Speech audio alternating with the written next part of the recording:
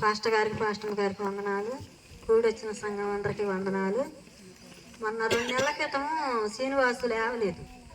గుంటూరులో లేకపోతే వాళ్ళ నాన్న తీసుకొచ్చి చూపించి మళ్ళీ దేశపోయి వదిలిపెట్టించండి. మళ్ళీ వదిలిపెట్టిన మాడిజాముకి మళ్ళీ వచ్చిండు కడుపులు నొప్పండి. మళ్ళీ వచ్చినప్పుడు సతంపల్లి దేశపోతే ఆయన అన్నాడు 24 గంటల నొప్పి వచ్చేటట్టుగా ఉంది మరి అని చెప్పిండు. చెప్పేటప్పటికి భయం వేసింది నాకు. నేను అనుకున్నా 24 గంటల నొప్పి అలా మరి లేకుండా ఆపరేషన్ పని లేకుండా కనుక తగ్గిపోతే సాక్ష్యం చెబుతాను అనుకున్నా. ఇంకా మందులకే తగ్గిపోయింది.